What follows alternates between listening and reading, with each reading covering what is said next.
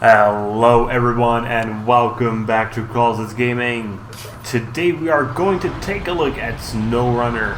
Snowrunner promises a next-gen off-road experience where you drive powerful vehicles and have to overcome extreme driving conditions to succeed as a truck driver. Whether it can deliver on its promise is the question we will try to answer today. Snowrunner is available on the Epic Store for €39.99 for your regional equivalent. When Neil Armstrong first stood on the moon and said, "One small step for man, one giant leap for mankind," he bared the work of thousands on his back. Yet at the same time, he was the one who was chosen as a pioneer for all the technological progress made just so we could one day explore strange new worlds, to boldly go where no one has gone before. But the thing is, we need to be a bit more humble. We're like Joe the Trucker. So we will not journey to the moon, we will go trucking. Very few people get to leave their footprint in the annals of history, but everyone gets a chance to leave a footprint of a truck in the Michigan wasteland, in the center of the Alaska wildlands, or the swamps of Russian Taimyr. These and other places are where you will get to drive your truck in the off-road trucking simulator Snowrunner, the successor to the great Mud Runner. Patience is the key. When you hear the sound of an old diesel engine, your foot immediately starts tapping in the rhythm of the valves.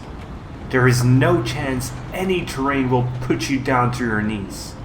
If you ever played Mud Runner and you came to the conclusion that any problem can be solved by a rope and a reel, well, let's just say you might get surprised.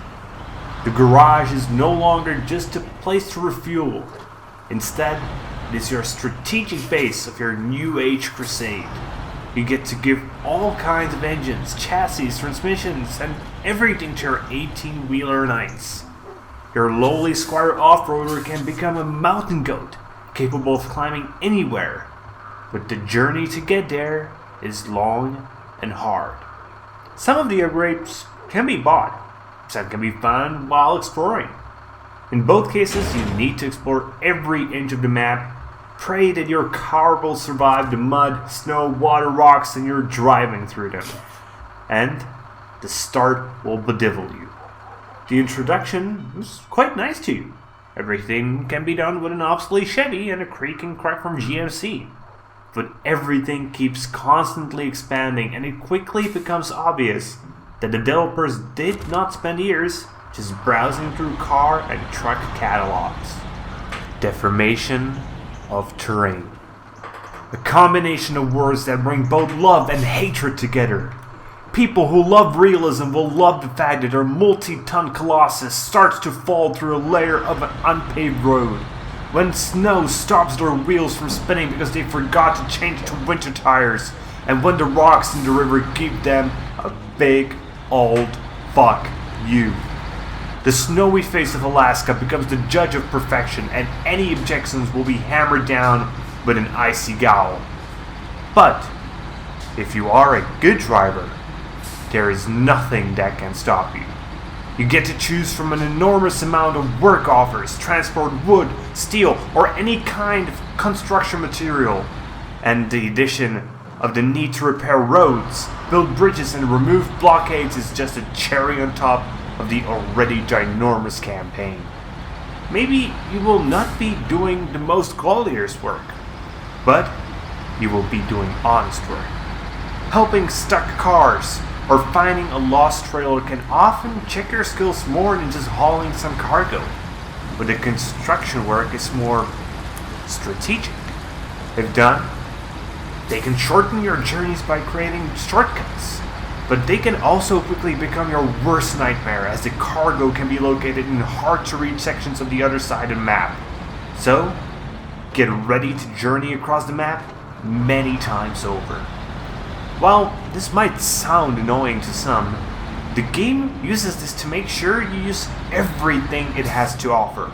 This leads to routine and stereotype not being as big of a problem as you might expect. The idea of getting new and licensed gear and vehicles is what drives you forward.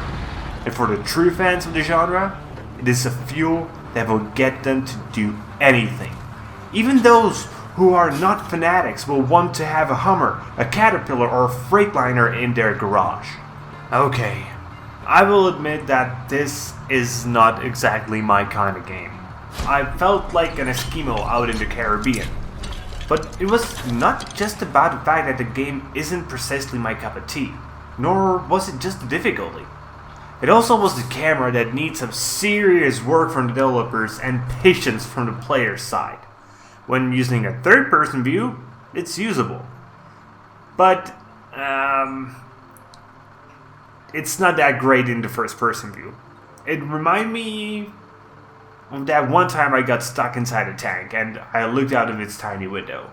Add to this the horrible dashboard and a steering wheel which can easily give you motion sickness, and you will quickly switch back to third-person view.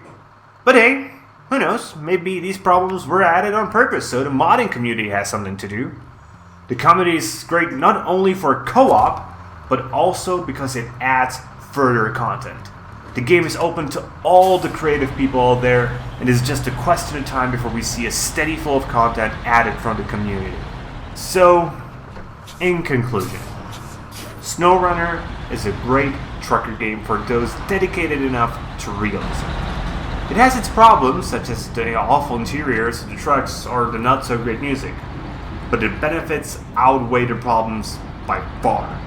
Licensed vehicles, great career mode, co-op gameplay, uncompromising difficulty, and most of all, the feeling when you drive are all compelling reasons for trucking fans to go and buy the game. So that's it for today, guys. I hope you liked the review, and if you did, please consider giving it a like here on YouTube, subscribe to the channel, share it among your friends, and comment if you have anything you would like to add. So see you guys later with more gaming content.